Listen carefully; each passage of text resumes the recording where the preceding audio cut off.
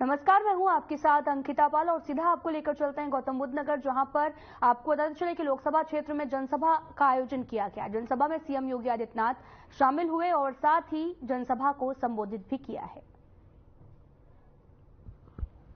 यदुवंश जी, जिलाध्यक्ष बुलंदशहर श्री विकास चौहान जी, जिलाध्यक्ष गौतम बुद्ध नगर श्री गजेंद्र मावी जी,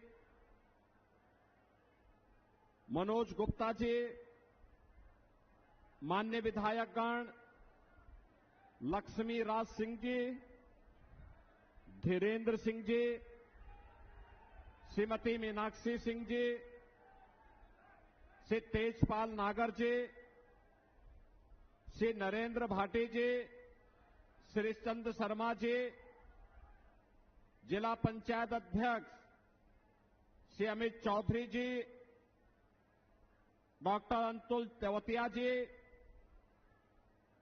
जनार्दन भाटी जी, पंकज प्रधान जी, पूर्व मंत्री श्री मदन चौहान जी, श्री आरपी सिंह जी और भारतीय जनता पार्टी और सहयोगी दलों के हमारे सभी पदाधिकारीगण भारी संख्या में सिकंदराबाद में उपस्थित गौतम बुद्ध लोकसभा सीट के सभी मेरे मतदाता बहनों और भाइयों, कल आपने रामनवमी के आयोजन को पूरी भव्यता के साथ संपन्न किया है और आज मुझे गौतम बुद्ध नगर लोकसभा सीट के सिकंदराबाद में आप सबसे संवाद बनाने का अवसर प्राप्त हो रहा है। इस अवसर पर मैं आप सबका हृदय से अभिनंदन करता हूं, स्वागत करता हूं। बहनों और भाइयों, पूरे देश के अंदर लोकसभा का चुनाव चल रहा है। पहले चरण में पूरे देश के अंदर अलग अलग राज्यों में कल मतदान होगा और दूसरे चरण में गौतम बुद्ध नगर की इस लोकसभा की प्रतिष्ठित सीट पर भी मतदान करने का अवसर आप सबको प्राप्त होगा। बहनों और भाइयों, आप आज एक नए भारत में हैं। जो लोग 2014 के चुनाव के साक्षी हैं, वे लोग इस बात को जानते होंगे 2014 में कैसा भारत हमें प्राप्त हुआ था। उनका यह दायित्व बनता है कि वे अपनी वर्तमान पीढ़ी को बताएं भी, जो नवोदित मतदाता हैं उनको भी बताएं कि 2014 में एक ऐसा भारत था जिसमें परस्पर अविश्वास था, लोगों के मन में आक्रोश था, लोग इस बात के लिए आशंकित थे कि क्या होगा हमारे भारत का। दुनिया में सम्मान घट चुका था, सीमाएं सुरक्षित नहीं थी, देश के अंदर कहीं आतंकवाद, कहीं नक्सलवाद, कहीं अलगाववाद सिर चढ़ करके बोल रहा था, विकास के कार्य ठप पड़ चुके थे, देश की सभी संस्थाओं में भ्रष्टाचार चरम पर पहुंच चुका था, युवा निराश था, किसान आत्महत्या कर रहा था, महिलाएं असुरक्षित थी और गरीब कल्याणकारी योजनाओं पे डकैती पड़ रही थी। बहनों और भाइयों, हमने बदलते हुए भारत को देखा है। 10 वर्ष में दुनिया में सम्मान बढ़ा है, सीमाएं सुरक्षित हुई हैं, नक्सलवाद और आतंकवाद की समस्या का समाधान हुआ है। हमारे भारतीय जनता पार्टी और भारतीय जनसंघ के समय से हमारे पदाधिकारी नारा लगाते थे कि जिस जहां हुए बलिदान मुखर्जी वह कश्मीर हमारा है। लेकिन बहनों और भाइयों, डॉक्टर श्यामा प्रसाद मुखर्जी जी का बलिदान कश्मीर में 2 विधान, 2 निशान और 2 प्रधान की व्यवस्था को समाप्त करने के लिए हुआ था। और कांग्रेस ने समस्या दी थी, जिसने आतंकवाद फैलाया न जम्मू कश्मीर में, न केवल बल्कि पूरे देश को आतंकवाद की चपेट में ला दिया। रोज विस्फोट होते थे, निर्दोष लोग मरते थे, व्यापारी तबाह होता था, परिवार के परिवार तबाह हो जाते थे, और एक कांग्रेस के लोग तमाशबीन बने रहते थे। एक भी बार ये लोग आतंकवाद के खिलाफ बोलने को तैयार नहीं थे। और बहनों और भाइयों, आज आप देख रहे होंगे कश्मीर में धारा 370 समाप्त हो गई। महिलाओं की गरिमा की रक्षा करने के लिए 3 तलाक की कुप्रथा समाप्त हो गई।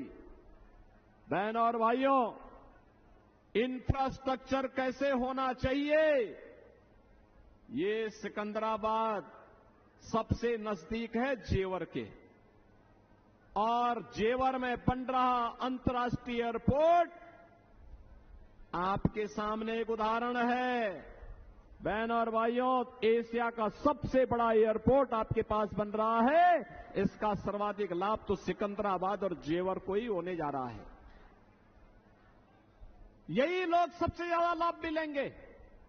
हां, अर्थव्यवस्था प्रदेश और देश की इसके माध्यम से सुदृढ़ होने वाली है।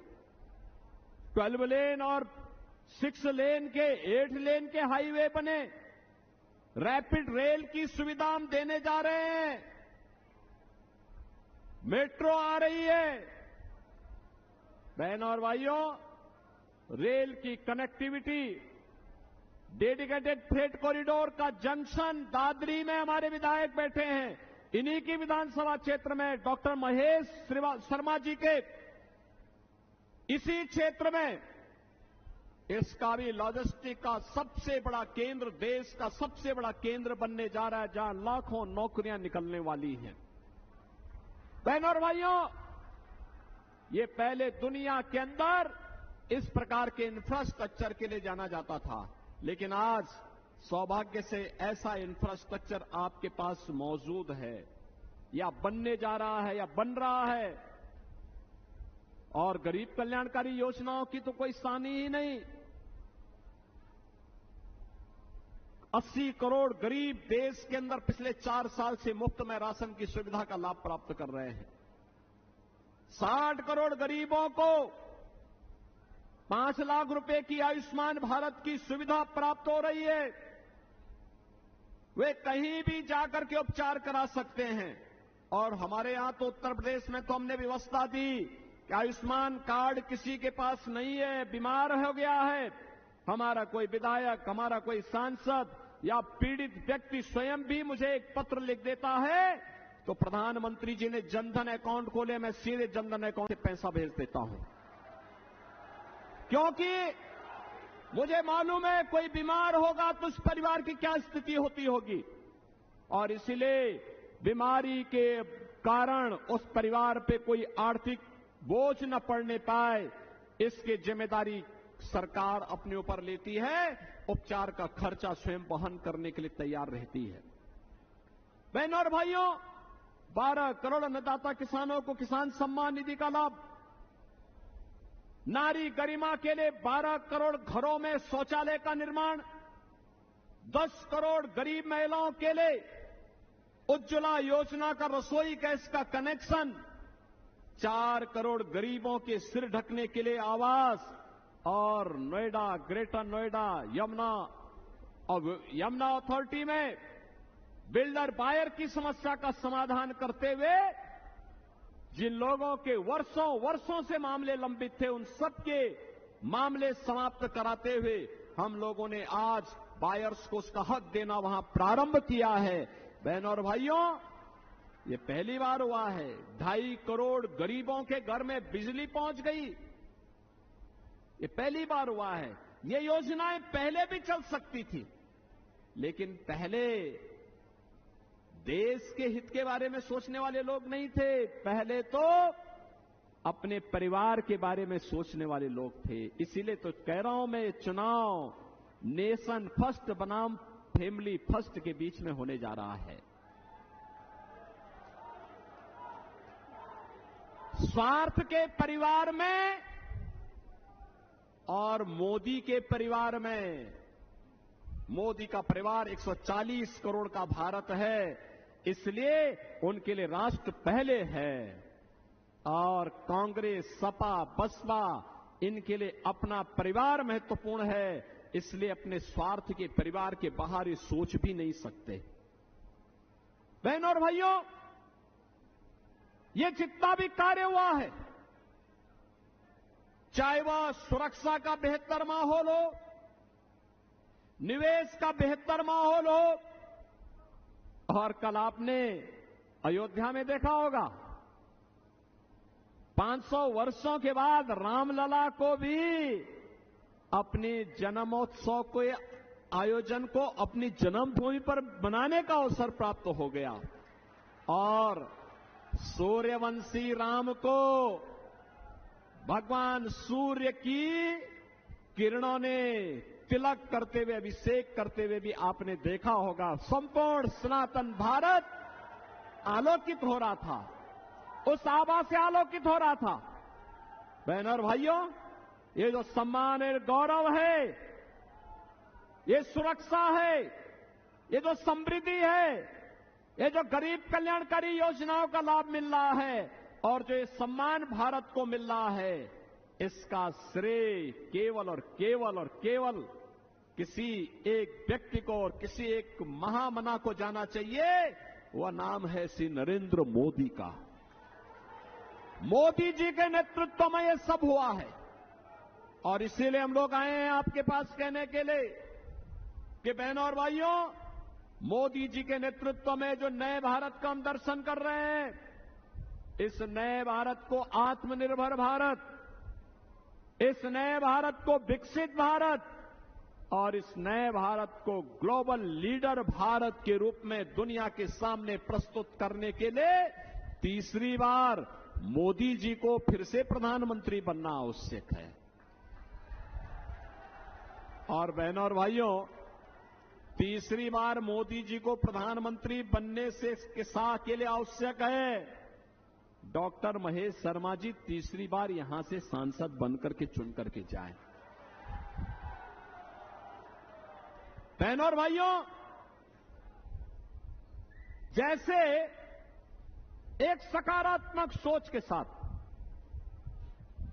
विकास की योजनाओं के लिए डॉक्टर महेश शर्मा जी या हमारे विधायकगण आए होंगे, आते हैं, लेकिन विकास की किसी चालू परियोजना में बैरियर बनने के लिए कभी भी उन्होंने अपने स्तर पर कोई भी किसी भी प्रकार के किसी भी मामले को उनके स्तर पर कभी नहीं उठाया जाता। उनके द्वारा हमेशा कहा जाता कि नहीं, विकास के जो कार्य हो रहे हैं उनमें किसी भी प्रकार की बाधा नहीं आनी चाहिए। एक अच्छे और सच्चे जनप्रतिनिधि का जो दायित्व होता है वही उन लोगों ने अब तक किया है, और यही कारण है कि आज क्षेत्र देश का, दुनिया, देश का, प्रदेश ही नहीं देश का सबसे विकसित क्षेत्रों में से एक बनने जा रहा है। बहनों और भाइयों, यहां की प्रति व्यक्ति आय, देश के प्रति व्यक्ति आय से सबसे अधिक में से एक प्रत्येक जनपद की जो होती है उनमें से एक होने जा रही है। और इसीलिए हम लोग आए हैं कहने के लिए क्या जब हम विकसित भारत की बात करते हैं तो मानक गौतम बुद्ध नगर बनेगा, स्टैंडर्ड गौतम बुद्ध नगर तय करेगा। अब पहले जो अन्य जनपदों से होती थी पहचान, उसको आप पीछे छोड़ते जा रहे हैं, पीछे छोड़ते जा रहे हैं। डबल इंजन सरकार के साथ साथ सांसद विधायक को प्राप्त होना ही होना है। और बहनों और भाइयों, इसका लाभ यहां पर आप सबको प्राप्त हो रहा है, और इसीलिए हम लोग आए हैं। मैं पूछना चाहता हूं, क्या ये अयोध्या में जो आपने देखा है सूर्यवंशी राम को भगवान सूर्य भवन भास्कर के किरण से उनका तिलक होते हुए देखा होगा आपने, तो यह कार्य क्या कांग्रेस और सपा बसपा के लोग करते क्या? ये काम ये कर पाते क्या? अयोध्या में राम मंदिर का निर्माण क्या ये लोग कर पाते क्या? कश्मीर में धारा 370 ये लोग हटा पाते क्या? और बहनों और भाइयों, 3 तलाक की कुप्रथा को ये लोग रोक पाते? ये लोग तो कर्फ्यू वाले लोग हैं। इन लोगों ने कर्फ्यू लगा दिया। महीनों महीनों दंगा होता था। बेटी और व्यापारी असुरक्षित थी। आज हमारे प्रदेश में कर्फ्यू नहीं है। आज तो शानदार तरीके से कावड़ यात्रा निकलती है। कावड़ यात्रा अंतर स्पष्ट है, फर्क साफ है। वे दंगा कराते थे, हमने कहा भी नहीं। सामान्य प्रदेशवासियों के लिए अयोध्या में रामलला होंगे और माफिया और अपराधी के लिए राम नाम सत्य है कि यात्रा के रास्ते भी खुले होंगे। बहनों और भाइयों, वे दंगा करा करके प्रदेश को अस्त व्यस्त करते थे। हम लोगों ने कहा नहीं भाई, दंगा पॉलिसी नहीं चलेगी, विकास की पॉलिसी चलेगी, विकास की। और आज इसी विकास के लिए हम लोग आपके पास आए हैं। नौजवान की आजीविका के लिए, आम नागरिक की आस्था के लिए, व्यापारी और बेटी की सुरक्षा के लिए भारतीय जनता पार्टी आवश्यक है। और भारतीय जनता पार्टी सरकार के लिए मोदी जी तीसरी बार प्रधानमंत्री बने और गौतम बुद्ध नगर सीट पर तीसरी बार डॉक्टर महेश शर्मा जी सांसद बनकर के चुन करके जाएं, इसी के लिए अपील करने के लिए मैं आपके पास आया हूं। बहनों और भाइयों, बड़े उद्देश्य के लिए हमें स्थानीय उन विवादों को समाधान करना होगा। चुनाव में लोग आएंगे, तमाम प्रकार के लोग आएंगे। कोई जाति का सहारा लेगा, कोई क्षेत्र का सहारा लेगा, कोई तमाम अन्य सहारा लेगा। उस समय सबसे कहना कि भाई देखो, चुनाव के बाद आ जाना।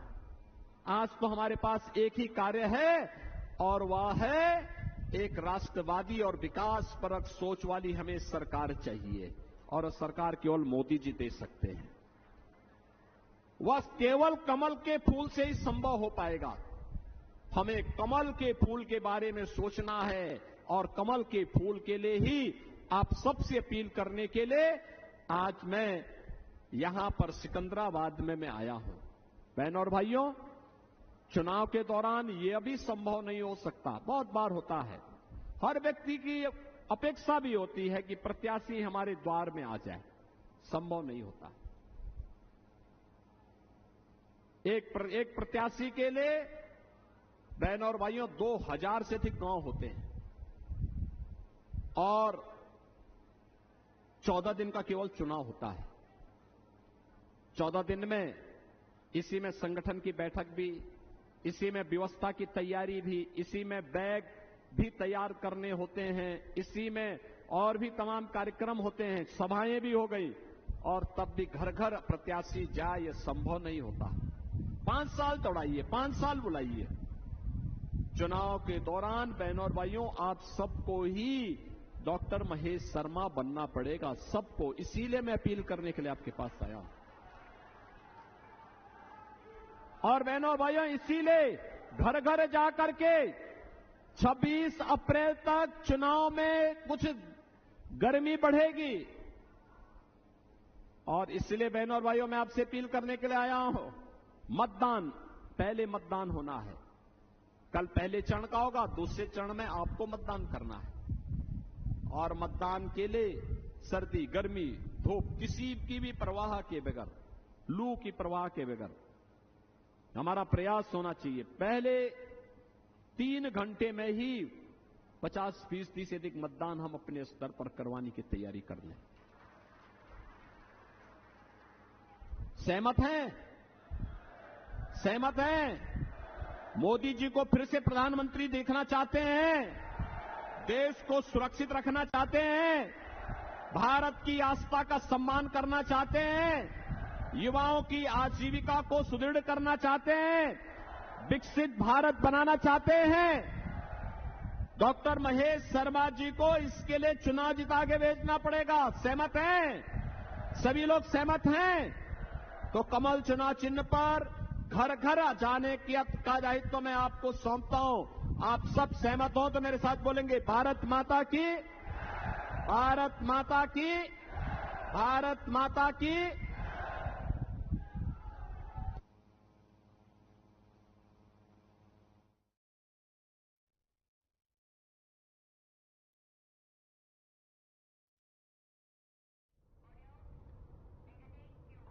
तो पहले चरण का मतदान कल से होने वाला है और वहीं दूसरी तरफ सीएम योगी आदित्यनाथ गौतम बुद्ध नगर पहुंचे, जहां पर उन्होंने चुनावी सभा को संबोधित किया और साथ ही यहां पर जनसभा को संबोधित किया।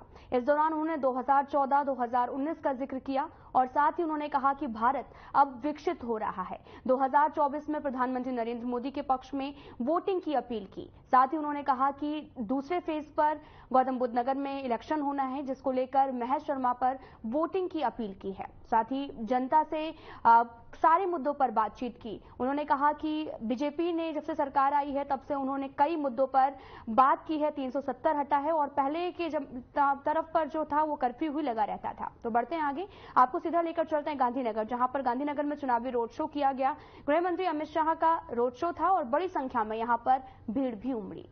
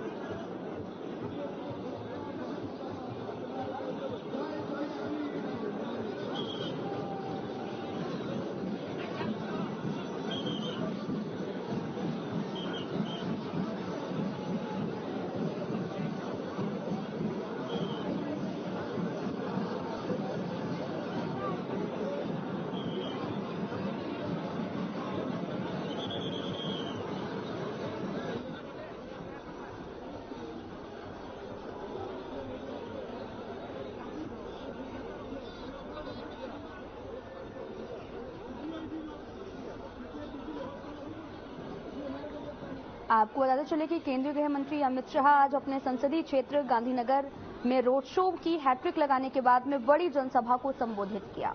आप तस्वीरें देख सकते हैं जहां पर रोड शो में भारी मात्रा में लोगों का जनसैलाब उमड़ा।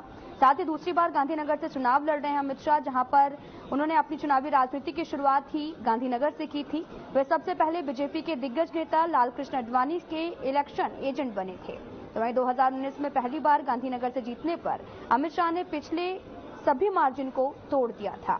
तो वहीं अब इस बार भी गांधीनगर पहुंचे, जहां पर भारी भीड़ देखने को मिली है।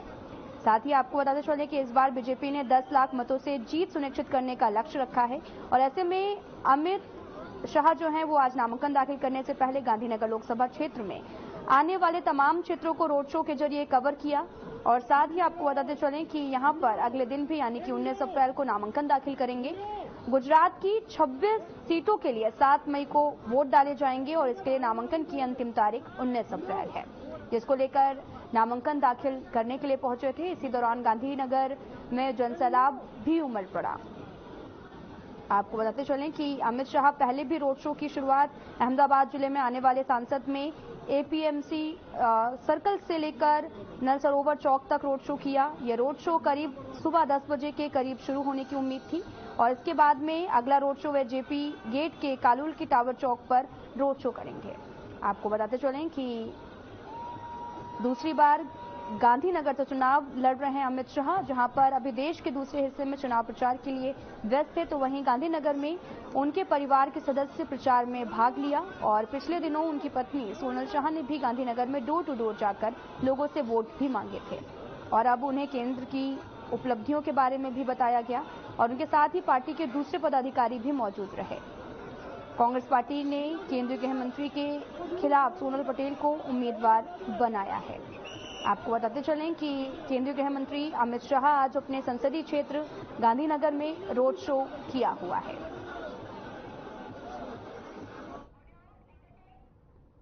फिलहाल इस वीडियो में इतना ही। नमस्कार।